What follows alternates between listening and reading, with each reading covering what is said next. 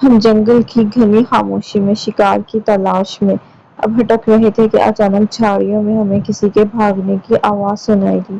ابھی ہم سب رک گئے اور اس آواز کا پیچھا کرنے لگے۔ ابھی ہم سب پیچھا بھی نہ کر پائے تھے کہ ایک بوڑھا شخص ہانپتا کانپتا ہوا ہماری طرف آتا ہوا دکھائی دیا۔ اس کی آنکھوں میں خوف تھا، ایسا خوف جیسے اس نے موت کو قریب سے دیکھ لیا ہو۔ بھوت ہے، وہ مجھے مار ڈالے گا، اس نے کانپتے ہوئے لہجے میں بولا اور لڑکھڑا کر گر پڑے۔ ہمارے ایک ساتھی نے فوراً سے اسے سنبھالا۔ بزرگوں، گھبراؤ نہیں، ہمارے ہوتے ہوئے کوئی بھوت آپ کو نہیں مارے گا، ہمیں بتائیں وہ کہاں پر ہے۔ بوڑھے نے کانپتے ہوئے ہونٹوں سے بولا کہ میں پرانے کھنڈر کے پاس لکڑیاں جمع کر رہا تھا کہ اچانک ایک بھوت نے مجھے پکڑ لیا۔ میں بڑی مشکل سے اپنی جان بچا کر وہاں سے بھاگا ہوں۔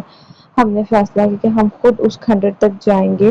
بوڑھا پہلے تو ڈر گیا مگر ہمارے حوصلے نے اسے ہمت دی۔ اونچے نیچے راستوں پر چلتے ہوئے ہم ایک ٹوٹی پھوٹی عمارت کے سامنے پہنچے۔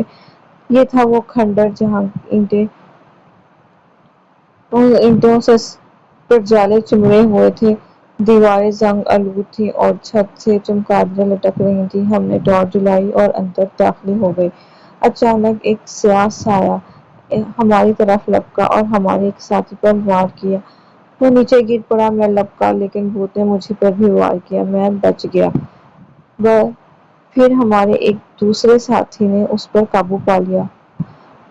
جیسے ہی ہم نے اس کو پکڑا وہ بول پڑا کہ مجھے چھوڑ دو، مجھے چھوڑ دو۔ ہم اسے باندھ کر باہر لائے۔ بوڑھے نے چیخ مار دی کہ یہی ہے وہ بھوت، یہی ہے۔ ہم اسے تھانے لے گئے اور وہاں سامنے سچ آیا کہ وہ کوئی بھوت نہیں تھا بلکہ ایک مجرم تھا جو قانون سے بچنے کے لیے وہاں پر بھوت بن کر رہ رہا تھا۔ یہ کہانی ہمیں یاد دلاتی ہے کہ ہر خوف کے پیچھے کوئی حقیقت چھپی ہوئی ہوتی ہے، بس اس کو تلاش کرنے کے لیے